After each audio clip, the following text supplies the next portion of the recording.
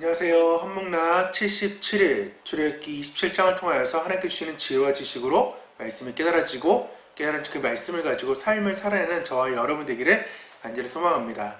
개별적으로 공지는 좀 했지만은 혹시나 제 영상을 보시고 기다리시는 분이 있을지 모르겠지만은 교회가 12월에 이제 연말 사역이 들어간 것이 아니라 올해부터 저희 교회는 11월에 이제 연말 사역이 이제 들어갔어요.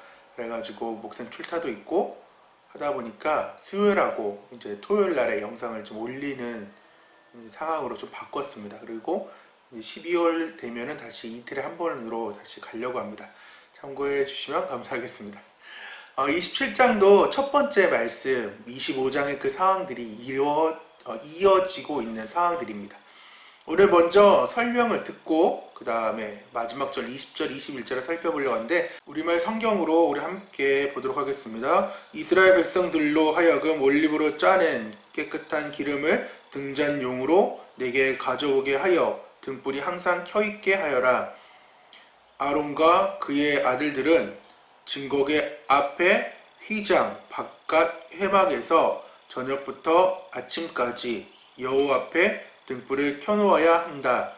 이것은 이스라엘 백성들 가운데서 대대로 지켜야 할 영원한 규례다. 자, 번제단에 대해서 오늘 살펴보려고 합니다. 번제단, 동정문을 통과하면 첫 번째로 보이는 것이 이렇게 생긴 번제단입니다. 번제단. 자, 번제단 모형들이 이제 있죠.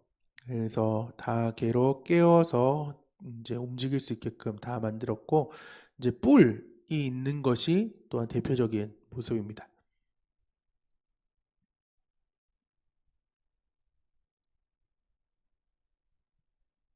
자, 5규빗, 5규빗, 3규빗, 그 다음에 뿔에 대한 사항들이 나와 있고 조각목으로 만든 위에 노스로 쌌다.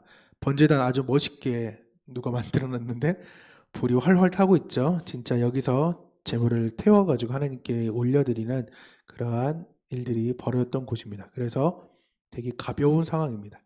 전선 같은데 이제 실물 크기가 대충 요렇게 지금 되어 있고 다 돛으로 썼다고 해서 다 저렇게 색칠해 놓고 위에 말했던 뿔, 4개의 뿔이 이제 또한 있습니다. 그래서 밑에서 고기를 태워야 되니까 철망이 이렇게 크게 이제 또한 있습니다. 그래서 번제단을 할 때에는 그 부속 기구들이 좀 많이 있었어요. 왜냐면은 불을 옮겨야 되고 또한 재를 다 태우고 나면 재가 남으니까 재를 또한 담는 통이 필요하며 또한 그 재를 또한 부삽이 다 해야 되고 여러 가지 그런 부속품들이 있었습니다.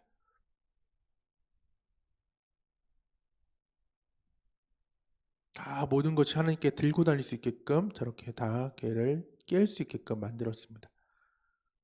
놋으로 고리넷을 만들고 채로 개를 하였다. 소금 비계하고 산에서 보인 대로 아까 신에서 등장해서 보인 대로 만들었던 것입니다.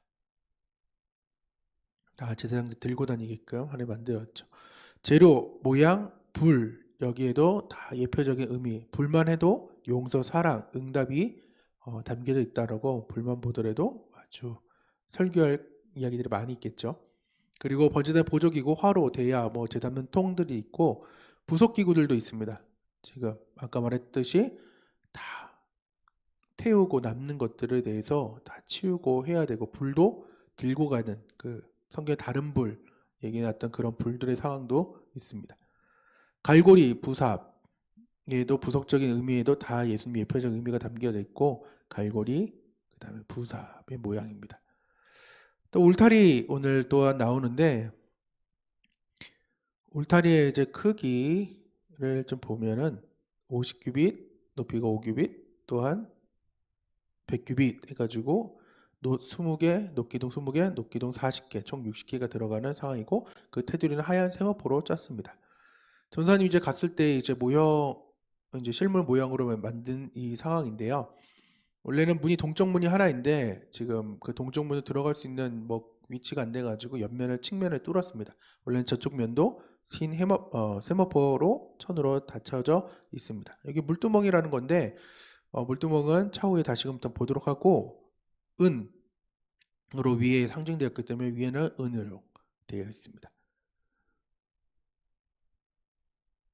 그래서 아까 녹기둥 60개 세마포로 이렇게 100규빗, 50규빗, 5규빗. 텐트형이기 때문에 이 울타리들을 쳐야 됐던 상황입니다. 그래서 은고리로 되어 있는 곳에 양쪽으로 이렇게 받쳐가지고 넘어지지 않게끔 했죠. 세마포로 둘렀고, 이 세마포만 하더라도 의가 되신 예수님을 상징하고 은고리, 그리고 기둥은 놋으로 만들고 놋받침으로 되어 있고, 울타리의 사명은 짐승이나 사람들의 성막 안으로 들어오지 못하게 하기 위함이었고, 하나님과 사람을 격리시키는 경계였으며, 성막 안에 들어온 사람들의 외부로부터 보호하는 역할이 있었습니다. 그래서 그 하얀 천에 대한 그 의미는 계시록 19장 8절의 상황과 로마서 8장 1절의 상황들이 있습니다. 그러니까 말했던 40개, 20개, 50규빗, 100규빗 이렇게 되어 있습니다. 울타리의 의미는 공급, 구별, 소유가 되어져 있으며, 또한 울타리의 의미에 놋, 세마포, 은, 보호, 안전에 대해서 모든 것들이 예수 그리스도를 상징하는 예표적 의미가 담겨져 있습니다. 성막문, 유일하게 문이 하나이고 동쪽으로 나눠져 있습니다. 성막문의 모형들 이렇게 사람들이 만들어 가지고 이렇게 좀 소개를 하고 있는데, 다 만든 사람마다 다양하게 좀 되어 있습니다. 자, 아까 말했지 동쪽 문이라고 했어요. 이제 문이 동쪽의 문이고, 문의 위치. 성막 안에는 밖에서 안으로 들어오는 문이 오직 하나뿐이다. 이제 문의 크기에 대해서 이제 말해주고 있죠. 그래서 누구든지 아무나 들어올 수 있는 그러한 구원의 문으로 열려있는 요한복음 10장 8, 9절의 상황과 예수님께 양의 문이다 라고 말했던 그 양이 진짜 실제로 들어가는 그 번제의 상황 가운데 들어가는 문이기도 했습니다. 그래서 성막의 하나뿐인 동쪽문, 동쪽의 의미도 상당히 큽니다. 해가 뜨는 곳이기 때문에 그 동쪽의 의미와 또한 하나라는 상황입니다. 그래서 요한복음 10장 9절과 14장 6절, 내가 곧 길이요 진리요 생명이라는 그 예수님의 온전한 그 문에 대한, 그 길에 대한 것을 또 상징하고 있고, 사도행전 4장 12절, 다른 이름을 주신 일이 없다라는 것입니다. 그리고 그 문은 아주 컸습니다. 지금 동쪽으로 50규빗 중에서도 20규빗이 이제 문입니다. 그러니까 동쪽에 아까 말했던 그 길이가 50인데 그 중에 문에 20규빗입니다. 그러니까 어마어마하게 큰 거죠. 그래서 구원의 큰 사랑, 동쪽문, 아까 말했던 해가 뜨고, 또한 성령의 역사, 그 다음에 유다 지파에서 소망을 의미하고, 또한 유다 지파에서 이 땅에 예수님이 오셨다는 그러한 상황들이 좀 있습니다. 그리고 천들의 이제 실을 통해서도 예수님 예표적 의미가 다 담겨져 있는데, 청색, 차색, 홍색, 백색 실에 이렇게 생명 대신, 왕 대신, 고난 당하신, 그리고 부활, 성결하신 그 예수님에 대해서 또한 성막문에 담겨져 있습니다. 그리고 오늘 마지막 등불을 이제 관리하는 방법이 더 나왔습니다. 왜냐면은 성막이 되게 어두웠기 때문에 이틀 전에 이제 살펴보았던 그 말씀처럼 성막의 금촛대에서 모든 것을 이 성막을 밝혔기 때문에 제사장이 어떻게 등불을 관리해야 되는지에 대해서 아주 자세하게 지금 나와 있는 상황입니다.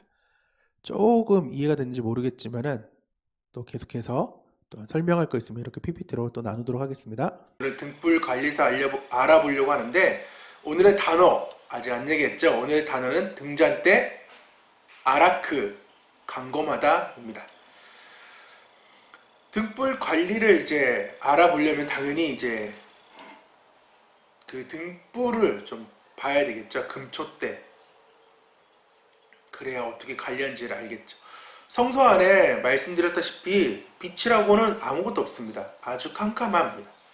창문도 없고 더군다나 천막으로 한 겹도 아니고 네 겹이나 이렇게 덮어져 있는 상황이기 때문에 빛이 완전히 차단되어 있어요. 근데 유일하게 이 성소 안을 밝히는 것이 이 금촛대, 등잔대인 것입니다. 그러니까 예수님께서 친히 나는 세상의 빛이라고 말씀하고 있습니다. 성소 안을 밝히는 이 금장대가 예수님께서 동일하게 자신을 말씀하고 있는 거죠. 나는 세상의 빛이라고. 또한 누가는 예수님을 이방을 비추는 빛이라고 또한 말씀하고 있습니다. 다윗은 주의 말씀은 내 발의 등이요 내 길의 빛이라고 또한 고백했습니다. 여러분은 예수님을 어떠한 예수님으로 고백한지 잘 모르겠지만은 우리 예수님은 빛이십니다. 이 금촛대, 이 등잔대의 모양은 정금 1달란트를 쳐서 이렇게 만들었다고 합니다. 그래서 100% 순금입니다.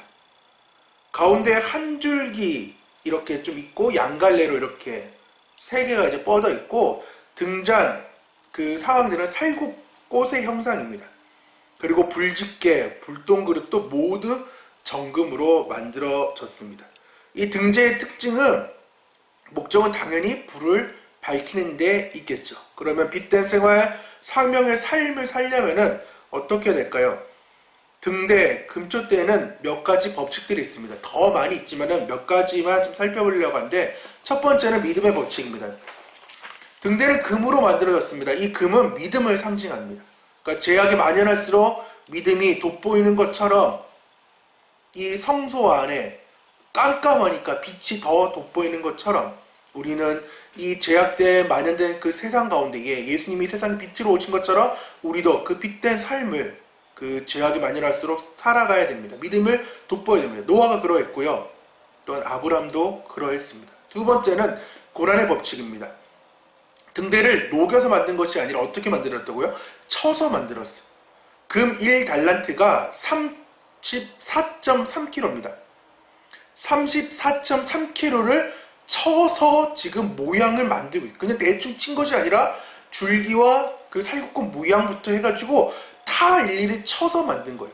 이것은 고난의 법칙이라고 했잖아요. 예수님께서 채찍 맞아 고난 당하는 그 모습들을 예표하고 있습니다. 또한 등대의 세 번째 법칙은 사명의 법칙입니다. 성막에는 창이 하나도 없습니다. 유일한 빛은 이 등대, 금초대가 전부입니다. 예수님은 이 땅에 빛으로 오셨고 세상을 밝혀준 등불입니다. 또한 등대입니다. 네 번째는 연합의 법칙입니다. 등대는 지금 가운데 한 줄기를 놓고 세 개씩 이렇게 뻗어 있는 상황입니다. 6개의 이제 가지가 총 있는 거죠. 가운데 줄기는 그리스도를 상징하며 6개의 이제 가지들은 우리를 상징합니다. 성도는 그리스도에게 붙어져 있어야 되며 또한 붙어져 있을 때 빛을 내고 또한 살구꽃이라 이제 열매를 맺을 수 있는 거예요. 다양한 여러 가지 법칙들이 있지만은 오늘은 이 4가지만 좀 살펴보았습니다. 뭐라고요? 믿음의 법칙, 고난의 법칙, 연합의 법칙, 그리고 사명의 법칙. 이렇게 4가지. 그러면 그 등잔대를 이제 관리하라고 하나님께서 말씀하셨는데 제사장의 가장 큰 일 중에 하나가 등불을 끄면 안 되는 것이에요. 등불을 잘 켜놓고 보살피는 것이었습니다. 옛날 아궁이 시절, 전사님 시절에도 할머니 댁에 아궁이가 있긴 했는데 이 아궁이 불씨를 잘 관리하는 며느리가 1등 며느리라고 해가지고 시집 오면 이 불 관리를 어떻게 할지에 대해서 옛날에 조선시대부터 그때 전사님 어렸을 때까지 막 그런 얘기를 했었어요. 근데 하나님 앞에서 1등 제사장은 어떤 제사장일까라는 생각을 할 때에 등잔대 불을 꺼뜨리지 않는, 즉 개역 한글에는 강검하다라고 얘기하는데 두루 살피면서 검사하는 그 제사장이 아마도 최고의 제사장이 아니었을까라는 생각을 합니다. 그래서 오늘의 단어가 이 강검하다, 아라크입니다. 이 아라크는 정돈하다, 세우다의 뜻으로 단순히 불이 꺼지지 않도록 돌보는 행동의 그 이상을 보여주고 있는 것입니다. 즉 제사장은 온 정성을 기울여서 이 등불을 관리하고 보살피고 때를 따라 때를 맞춰서 적절하게 또한 등불을 끄고 켜는, 그러니까 완전 훅 꺼지는 게 아니라 그 관리를 하면서 꺼야 되는 상황에서 한치의 오차도 없게끔 이 아라크해야 되는, 강검해야 되는 상황이라는 거죠. 온갖 정성을 다 들여야 된다는 것입니다. 또 등잔대를 관리하는 중에 명심해야 될 것은 예비하신 기름이 있다는 것입니다. 아무 기름을 막 넣어가지고 그 등불을 관리하는 것이 아니라 하나님께서는 준비해둔 그 기름인데 그것이 올리브입니다. 이 올리브를 또한 막 기계에 짠 것이 아니라 손으로 직접 또한 짜야 됩니다. 등잔대는 손으로 쳐가지고 만들었고 기름은 또한 우리의 정성으로 또한 깨끗하게 짜야 됩니다. 어떻게 해요? 깨끗하게. 그래서 즉 여호와께 가장 좋은 것으로 드려야 함을 보여주고 있는 거예요. 우리의 이제 그 채찍 맞은 그 예수님을 상징하는 그렇게 하는 모습도 있고, 또한 올리브 기름, 예비하신 그 기름을 잘 짜서 준비하는 그런 모습도 이 등잔대에서 볼 수 있는 거죠. 그렇다면 나는 지금 이 등잔대에 기름을 채우는, 감검하고 아락하는 그 상황에서 하나님 것을 어떻게 드리고 있냐, 최선의 것을 드리고 있는지 아니면 남은 일부분을 드리고 있는지 잘 모르겠습니다. 최소한 하찮은 것을 우리는 드리면 안 됩니다. 쓰다 남은 시간, 쓰다 남은 정성, 쓰다 남은 것이 아니라 모든 것의 최상것을 우리는 하나님께 드릴 줄 아는 삶을 살아야 된다는 거예요. 또한 이 깨끗한 기름은 무엇을 상징할까요? 성령님을 상징합니다. 예수님께서 공적인 사역을 시작할 때에 누가복음에 보면은 성령께서 그분 위에 오셨고 침례받을 때, 또한 강야로 내몰 때도, 이끌 때도 다 성령, 또한 누가복음 그 4장에 시험 받는 그 상황에도 성령이 다 강조되고 있는 그 상황인 거예요. 이 성령 충만한 삶, 깨끗한 기름은 성령님을 상징하고 있다는 것입니다. 성령님이 내주할 때에, 즉 성령 충만할 때 우리의 삶은 어떠한 삶이냐? 마태복음 5장 14절에 너희는 세상의 빛이라 산 위에 있는 동네가 숨기지 못할 것이라고 말씀하고 있고, 빌립보서 2장 15절에는 이는 너희가 흠이 없고 순전하여 어그러지고 거스르는 세대 가운데서 하나님의 흠 없는 자녀로 세상에서 그들 가운데 빛들로 나타내며 라고 말씀하고 있어요.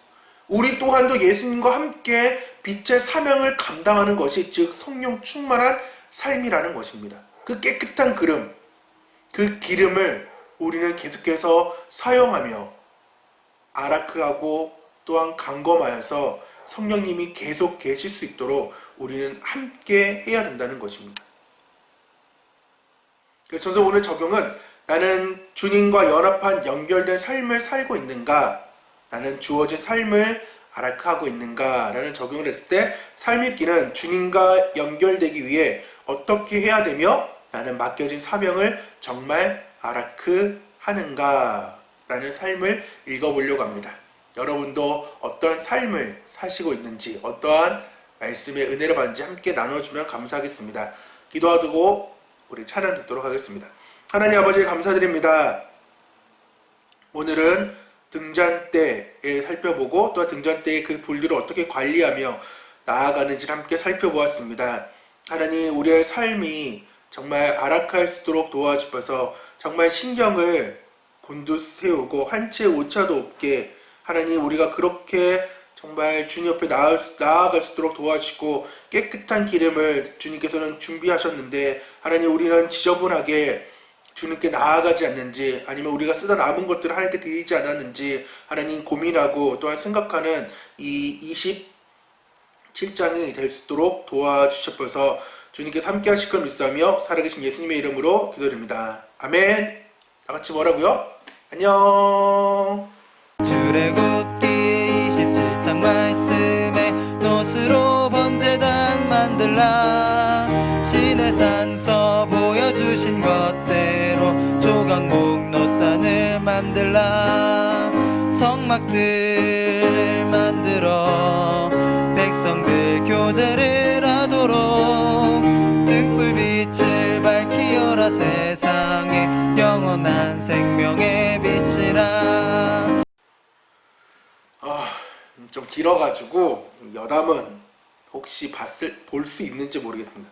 분을 계산했을 때 남네라고 해가지고 보는 사람도 있을 것이고 뭐지? 라고 할 수도 있는데, 여담입니다. 보너스.